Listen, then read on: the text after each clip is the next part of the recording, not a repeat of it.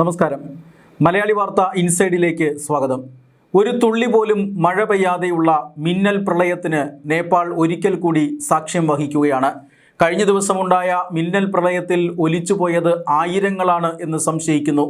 162 പേരുടെ മരണം ഔദ്യോഗികമായി സ്ഥിരീകരിച്ചിട്ടുണ്ട്. 800-ലധികം പേരെയാണ് കാണാതായിരിക്കുന്നത്. ഇതിൽ 403 പേർ വിനോദസഞ്ചാരികളാണ്. 341 പേർ കാണാതായവരിൽ വിദേശികളാണ്. 142 പേർ ഈ കാണാതായ വിദേശികളിൽ ഇന്ത്യക്കാരാണ് എന്നതും ഞെട്ടിക്കുന്ന വിവരമാണ്. മരണസംഖ്യയും കാണാതായവരുടെ എണ്ണവുമെല്ലാം വർദ്ധിക്കാനുള്ള വലിയ സാധ്യതയാണുള്ളത്. വിനോദസഞ്ചാരവുമായി ബന്ധപ്പെട്ട് അല്ലെങ്കിൽ ഈ ടൂറിസ്റ്റ് ഓപ്പറേറ്റർമാരിൽ നിന്നും സ്വീകരിച്ചിട്ടുള്ള ഏതാണ്ട് 10 ടൂറിസ്റ്റ് ഓപ്പറേറ്റർമാരിൽ നിന്നും സ്വീകരിച്ചിട്ടുള്ള വിവരങ്ങൾ മാത്രമാണ് പ്രാഥമികമായ കണക്കെടുപ്പിന് ഉപയോഗിച്ചിരിക്കുന്നത്. വിനോദസഞ്ചാരികൾ എത്ര പേരുണ്ടായി എന്നുള്ളതിനെക്കുറിച്ചോ മൊത്തത്തിൽ കാണാതായവരെക്കുറിച്ചോ മരണപ്പെട്ടവരെക്കുറിച്ചോ ഉള്ള അന്തിമ കണക്കുകൾ ഇതിലും ഭയാനകമായിരിക്കും എന്ന് ഇതോടുകൂടി വ്യക്തമാവുകയാണ്. അതായത് നേപ്പാൾ അധികൃതർ കണക്കെടുപ്പ് തുടരുകയാണ് എന്നർത്ഥം. എത്ര പേർ മരിച്ചിട്ടുണ്ട് എന്നറിയില്ല. പക്ഷേ 162 പേരുടെ മരണം മാത്രമാണ് ഔദ്യോഗികമായി സ്ഥിരീകരിച്ചിരിക്കുന്നത്. നിരവധി ജില്ലകളിലാണ് ഒലിച്ചു പോയിട്ടുള്ളത്. 8 ജില്ലകളിൽ നിന്നാണ് മൃതദേഹ അവശിഷ്ടങ്ങൾ ഇപ്പോൾ കണ്ടെത്തിയിരിക്കുന്നത്. മരണസംഖ്യ ഉയരാനുള്ള കാരണമാണ് ഇപ്പോഴും ഏവരുടെയും ആശങ്ക വർദ്ധിപ്പിക്കുന്നത്. അതോടൊപ്പം തന്നെ വീണ്ടും പ്രളയത്തിന് സാധ്യതയുണ്ട് എന്ന മുന്നറിയിപ്പും ഇപ്പോൾ വന്നിരിക്കുന്നു. രക്ഷാദൗത്യം പുരോഗമിക്കുകയാണ്. നേപ്പാൾ അധികൃതർ മാത്രമല്ല, വിവിധ രാജ്യങ്ങളിൽ നിന്നുള്ളവർ രക്ഷാദൗത്യത്തിൽ അണിചേർന്ന് കഴിഞ്ഞിരിക്കുന്നു. ഇങ്ങനെ രക്ഷാപ്രവർത്തനം നടന്നുകൊണ്ടിരിക്കുമ്പോൾ വീണ്ടും സമാനമായ രീതിയിൽ ലക്ഷക്കണക്കിന് ലിറ്റർ ജലം ഇത്തരത്തിൽ വീണ്ടും മിന്നൽ പ്രളയമായി വരാൻ സാധ്യതയുണ്ട് എന്ന മുന്നറിയിപ്പ് ഭയപ്പെടുത്തുന്നതാണ്. International Centre for Integrated Mountain Development എന്ന സംഘടനയാണ് ഇത്തരത്തിലൊരു മുന്നറിയിപ്പ് നൽകിയിരിക്കുന്നത്. അതായത് ഈ മഞ്ഞുരുകിയുള്ള വെള്ളം അത് തടാകങ്ങളിൽ വീണ്ടും ചെറിയ ചെറിയ തടയണകൾ സൃഷ്ടിച്ചുകൊണ്ടിരിക്കുന്നു. ഈ തടയണകളിൽ വീണ്ടും ജലം വന്ന് നിറയുന്നുണ്ട്. ആ തടയണകളും ഒരുപക്ഷെ വരും മണിക്കൂറുകളിൽ പൊട്ടിപ്പോകാനുള്ള സാധ്യതയുണ്ട്. അങ്ങനെയാണ് എങ്കിൽ വീണ്ടും പ്രളയം ജലം ഇരച്ചെത്തിയേക്കാമെന്നും കൂടുതൽ മരണത്തിന് കാരണമായേക്കുമെന്നുമൊക്കെയുള്ള മുന്നറിയിപ്പാണ് ഇപ്പോൾ international Centre for Integrated Mountain Development എന്ന ഏജൻസി നൽകുന്നത്. ഒരു തുള്ളി പോലും മഴയുണ്ടാകാതെ പ്രളയമുണ്ടാകുന്നത് എങ്ങനെ എന്ന ചോദ്യം ഏവരെയും അത്ഭുതപ്പെടുത്തിയേക്കാം. എന്നാൽ ഗ്ലോഫ് എന്ന് പറയുന്ന ഒരു പ്രതിഭാസമാണ് ഈ മിന്നൽ പ്രളയത്തിന് കാരണമെന്ന് ശാസ്ത്രജ്ഞന്മാർ വ്യക്തമാക്കുന്നു. ഗ്ലേഷ്യൽ ലേക്ക് ഔട്ട്ബേസ്റ്റ് ഫ്ലഡ് എന്നറിയപ്പെടുന്ന ഈ പ്രതിഭാസം മഞ്ഞുരുകി ഉണ്ടാകുന്ന തടാകങ്ങളുമായി ബന്ധപ്പെട്ടതാണ്. അതായത് ഹിമാലയത്തിലെ മഞ്ഞുകൾ ഉരുകി ചെറിയ ചെറിയ തടാകങ്ങൾ ഈ മലനിരകളിൽ രൂപപ്പെടാറുണ്ട്. മഞ്ഞും അതുപോലെ തന്നെ ചെറിയ കല്ലുകളും അതോടൊപ്പം ചെളിയുമെല്ലാം കൂടിച്ചേർന്നാണ് ഇങ്ങനെ ഒരു പ്രകൃതിദത്തമായ ഭിത്തി രൂപപ്പെടുന്നത്. ആ ഭിത്തിയിലാണ് വലിയ വലിയ തടാകങ്ങൾ രൂപപ്പെടുന്നത്. ലക്ഷക്കണക്കിന് ലിറ്റർ ജലമാണ് ഈ തടാകങ്ങളിൽ കെട്ടിക്കിടക്കുന്നത്. എന്നാൽ ഈ ഒരു ഭിത്തിക്ക്, പ്രകൃതിദത്തമായ ഭിത്തിക്ക് ഡാമുകൾ പോലെയുള്ള ഒരു വലിയ ബലമുണ്ടാകില്ല. അതുകൊണ്ട് തന്നെ ഹിമപാതം അല്ലെങ്കിൽ ഈ പറയുന്ന മഞ്ഞുവീഴ്ച കൂടുമ്പോഴോ മഞ്ഞുരുകുന്നത് കൂടുമ്പോഴോ ഒക്കെ ഇത്തരത്തിലുള്ള ഈ മിന്നൽ പ്രളയം ഉണ്ടാകാനുള്ള സാധ്യതയുണ്ട്. ആഗോള താപനമാണ് ഇതിന് കാരണമായി പറയപ്പെടുന്നത്.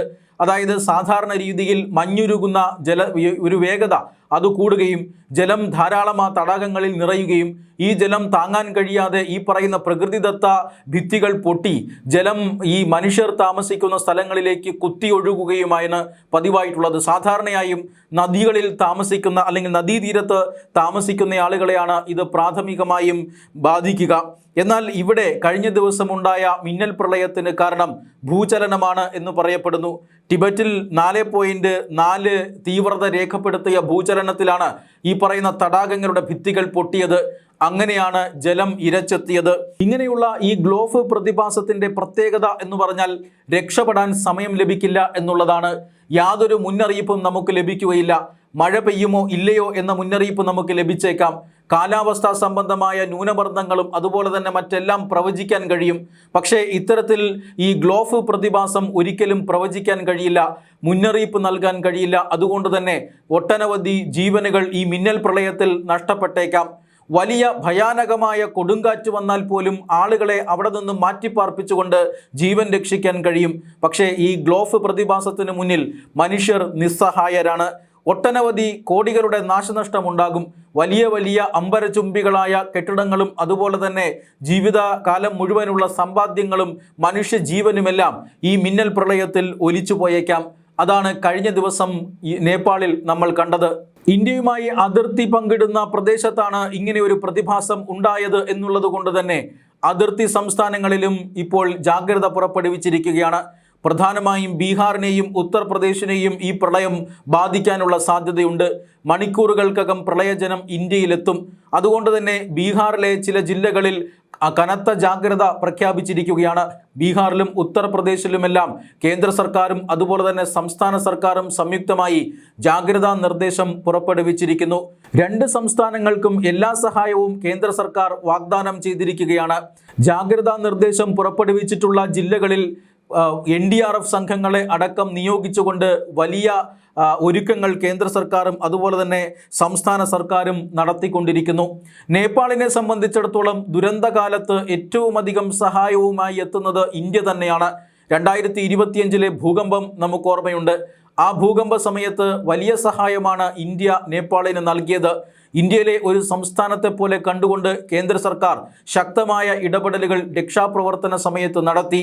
അത്യാധുനികമായ രക്ഷാപ്രവർത്തന ഉപകരണങ്ങളും ജീവൻ രക്ഷാ മരുന്നുകളും അതുപോലെ തന്നെ താൽക്കാലിക ആശുപത്രികളുമെല്ലാം ഒരുക്കാൻ അന്ന് ഇന്ത്യക്ക് കഴിഞ്ഞിരുന്നു. ഇന്ത്യയുടെ ഈ രക്ഷാദൗത്യം കണ്ട് കൈയടിക്കുകയായിരുന്നു ലോകരാഷ്ട്രങ്ങൾ അന്ന്. സമാനമായ രക്ഷാദൗത്യം ഒരുക്കാൻ ഇപ്പോൾ ഇന്ത്യയും തയ്യാറെടുക്കുകയാണ്. ഇതിനോടകം തന്നെ 40 ടൺ രക്ഷാദൗത്യ ഉപകരണങ്ങൾ നേപ്പാളിലേക്ക് ഇന്ത്യൻ വ്യോമസേനയുടെ വിമാനങ്ങൾ എത്തിച്ചു കഴിഞ്ഞിരിക്കുന്നു. C-17, C-130J, C-295 വിമാനങ്ങളെ വ്യോമസേന സജ്ജമാക്കി നിർത്തിയിട്ടുണ്ട്. കൂടാതെ ധ്രുവ് ഹെലികോപ്റ്ററുകളെ അടക്കം ഇപ്പോൾ വ്യോമസേന സജ്ജമാക്കി നിർത്തിയിരിക്കുകയാണ് അടിയന്തര ഘട്ടങ്ങളിൽ സഹായം എത്തിക്കാൻ.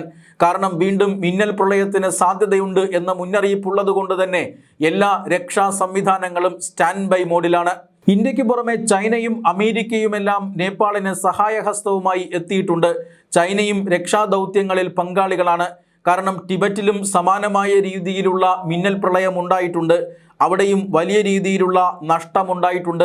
അതുകൊണ്ട് തന്നെ ചൈനയും അതുപോലെ തന്നെ ഇന്ത്യയും കൈകോർത്തുകൊണ്ടാണ് നേപ്പാളിൽ രക്ഷാദൗത്യം നടത്തി വരുന്നത്. അമേരിക്ക $5 ലക്ഷം അടിയന്തര ധനസഹായം നേപ്പാളിന് പ്രഖ്യാപിച്ചിരിക്കുകയാണ്. ലോകമാകെ നേപ്പാളിന് കൈത്താങ്ങാകി എത്തുന്ന കാഴ്ചയാണ് നമ്മൾ കാണുന്നത്. ഇന്ത്യൻ എംബസിയും ഇപ്പോൾ ഇന്ത്യക്കാരുടെ വിവരങ്ങൾ ലഭ്യമാക്കാനായി രംഗത്തുണ്ട്. 142 ഇന്ത്യക്കാരെ കാണാതായവരുടെ ലിസ്റ്റിലുണ്ട് എന്നാണ് ഇപ്പോൾ അറിയാൻ സാധിക്കുന്നത്. ഇവരെവിടെയാണ് അല്ലെങ്കിൽ ഇവരുടെ പൊസിഷൻ എന്താണ് എന്നുള്ളതിനെക്കുറിച്ചുള്ള വിവരങ്ങൾ നാട്ടിലേക്ക് കൈമാറാനായി കൺട്രോൾ റൂമുകൾ തുറന്നിട്ടുണ്ട്. നേപ്പാളിൽ ഈ പറയുന്ന അപകടത്തിൽ പെട്ടുപോയവരിൽ ഭൂരിഭാഗം പേരും ടൂറിസ്റ്റുകളാണ് എന്നുള്ളതാണ് ഏറ്റവും അധികം ആശങ്ക വർദ്ധിപ്പിക്കുന്നത്. ആ പ്രദേശത്തെ പ്രത്യേക സാഹചര്യങ്ങളെക്കുറിച്ചോ ടെറൈൻ്റെ സ്വഭാവത്തെക്കുറിച്ചോ ഒന്നും വ്യാപകമായ അറിവില്ലാത്ത ആളുകളാണ് അവിടെ എത്തിയിട്ടുള്ളത്. അവരാണ് ഈ പറയുന്ന മിന്നൽ പ്രളയത്തിൽ കുടുങ്ങിപ്പോയിട്ടുള്ളത്. അതുകൊണ്ട് തന്നെ വലിയ ആശങ്കയിലാണ് കേന്ദ്ര സർക്കാർ. ഈ രക്ഷാദൗത്യത്തിൽ ഇന്ത്യൻ പൗരന്മാരെ കണ്ടെത്താനും അവരുടെ ജീവൻ രക്ഷിക്കാനുമുള്ള വലിയ സന്നാഹം ഒരുക്കുകയാണ് കേന്ദ്ര സർക്കാർ. എന്തായാലും നേപ്പാളിലുണ്ടായ ഈ പ്രകൃതി ദുരന്തം കഴിഞ്ഞ ഏതാനും വർഷങ്ങൾക്ക് മുമ്പ് ഉണ്ടായ ഭൂകമ്പത്തിന് ശേഷമുണ്ടാകുന്ന ഏറ്റവും വലിയ ദുരന്തമാണ്.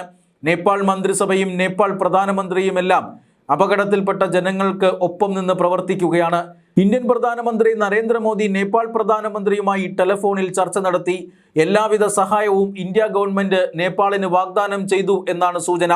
മരണസംഖ്യ ഉയരാനിടയുണ്ട് എന്നുള്ളത് മാത്രമാണ് ഏക ആശങ്ക. ഇത്തരത്തിലുള്ള മിന്നൽ പ്രളയം ഉണ്ടാകുമ്പോൾ മനുഷ്യജീവനുകൾ രക്ഷിക്കാനുള്ള കൂടുതൽ തയ്യാറെടുപ്പുകളെക്കുറിച്ച് ചർച്ചകളും പഠനങ്ങളും വേണമെന്ന ആവശ്യവും ഉയരുകയാണ്. ദുരന്തമുഖത്ത് എന്തായാലും നേപ്പാൾ ഒറ്റയ്ക്കല്ല. ഇന്ത്യയും ചൈനയും അമേരിക്കയും ഉൾപ്പെടെയുള്ള രാജ്യങ്ങൾ നേപ്പാളിനോടൊപ്പം നിൽക്കുന്നു എന്നുള്ളത് ഏറെ ആശ്വാസകരവും.